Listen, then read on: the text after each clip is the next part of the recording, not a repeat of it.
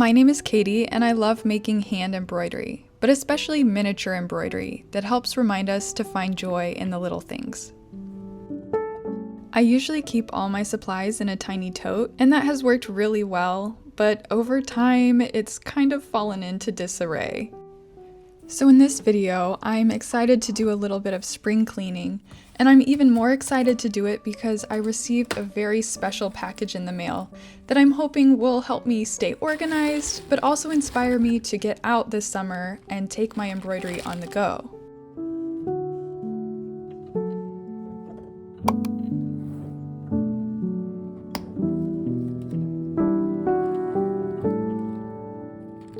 I'll share more about the bag towards the end, but first let's get organized.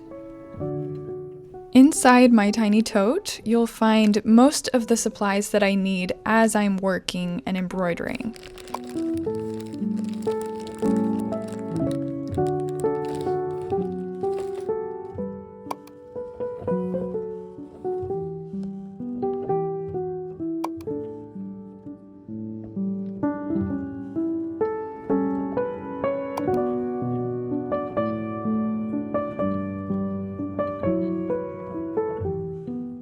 Underneath all of that is this crazy mess of embroidery floss and different spools and things, and it's just a mess. I'm really looking forward to shaping it up so that it will fit into this new bag, but I don't want it to just be on the bottom like the tote. So I'm needing to kind of figure out a way to use these pockets on the side so that I can avoid this tangle that I'm dealing with right now. I've also been a little bad at remembering to shut my tote, and over, a long time, some dust and fibers start to accumulate, so I need to just tidy up my floss a little bit.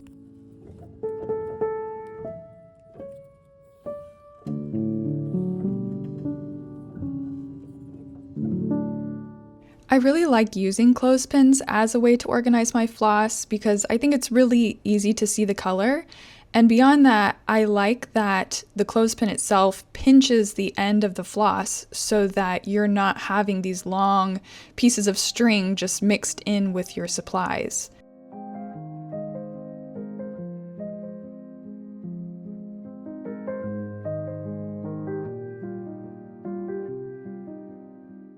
For example, bobbins are really useful tools to organize floss with, especially when you have them in a case, but I just throw them in my tote and they tend to wreak havoc because the end just comes undone way too easily.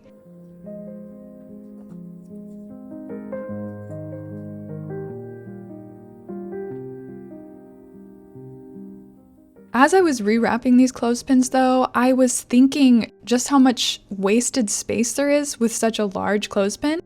I use mini clothespins in my tiny embroidery kits and I have a bunch of them, and I just started to think how cute would it be if I wrapped floss around a tiny clothespin? And it turns out very cute. And I think it just is more appropriate for the size. I don't need that much space for a clothespin, and you can see here that the clothespins take up like the entire pocket. But if I use a mini clothespin, there's just so much more space and potential for more colors.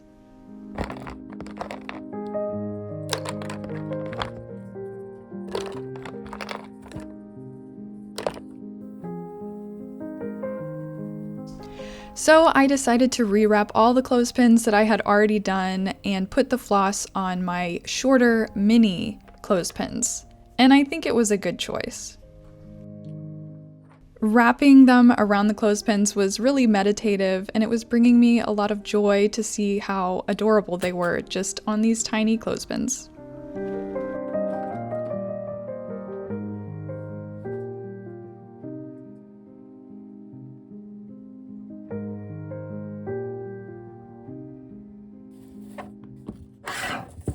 As As I was wrapping up the floss, I was also thinking about a way that I could make it a little bit more organized. I wasn't totally sold on the idea of just loose clothespins in the pockets, and so I used some of my scraps from Dandelion Doily to fashion just a little rectangle of paper that I could organize the floss into color families, and I think that worked really well.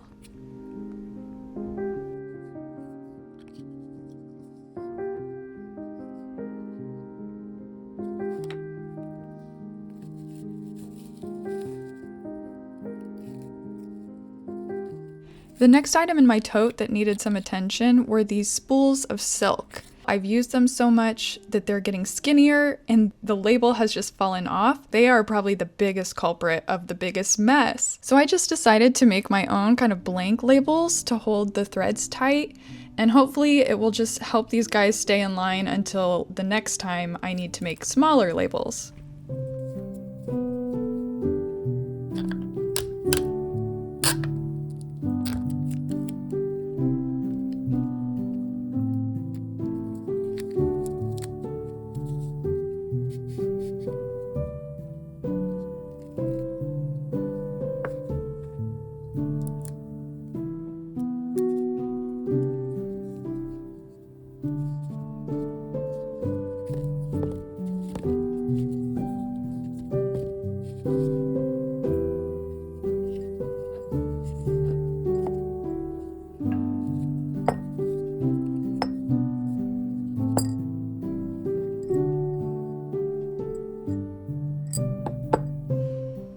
Now that my tote is empty, you can see just how much it needed a spring cleaning.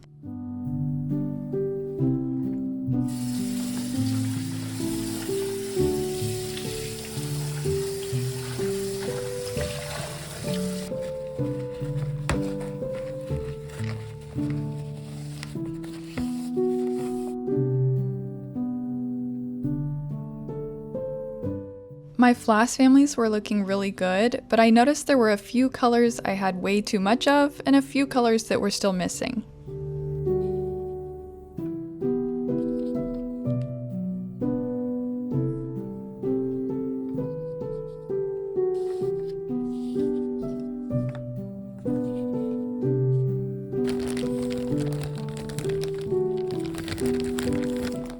I love this dusty pink color, but you can see why I also don't like bobbins. They make the floss really crimped, and it's kind of a pain to stitch with. Here it is on the clothespin.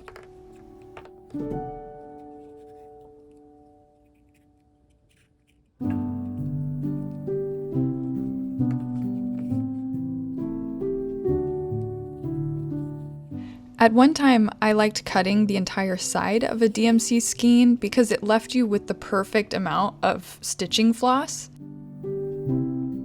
But over time, it really creates a major mess, and I kind of regret doing that. Another regret I have is not labeling my clothespins. I have no idea what color is on what clothespin. So if I could go back, I would definitely make sure to write down the number on the clothespin.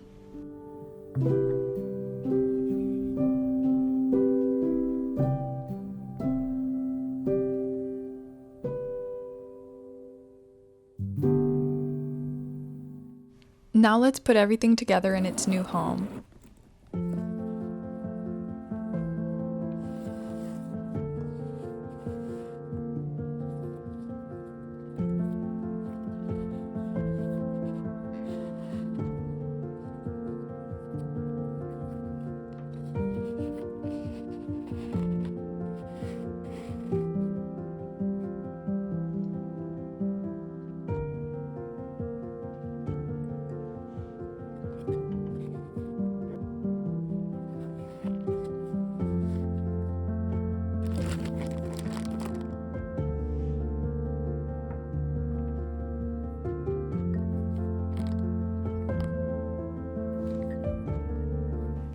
Everything fits perfectly, and I would like to say a special thank you to Muud.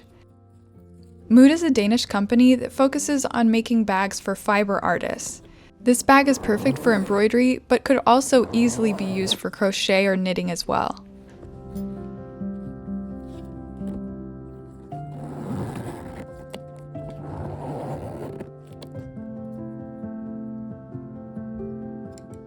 I chose the Enturn bag because it seemed to be wider and shallower, and I think that works out better for embroidery, but I will say it was quite shallow for most of the hooks that I use for crochet or knitting.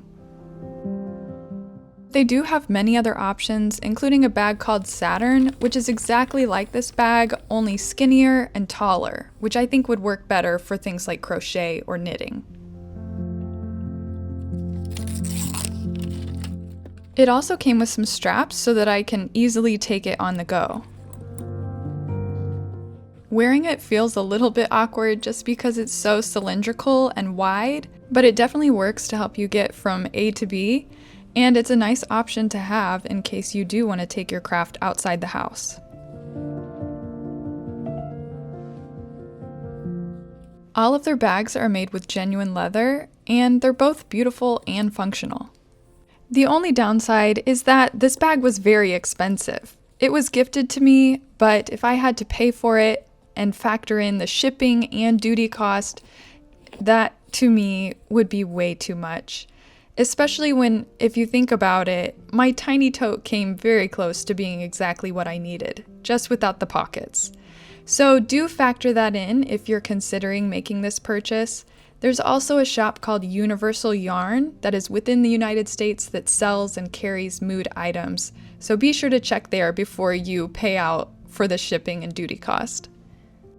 It truly feels so good to have an organized home base for all my embroidery supplies, and I've really enjoyed working out of the Muud case for weeks now. It's been fun to carry it down the street, and I've also gotten lots of compliments. Let me know if you have any specific floss organization suggestions or ideas. Thanks so much for watching. Sincerely, Katie of Dandelion Doily.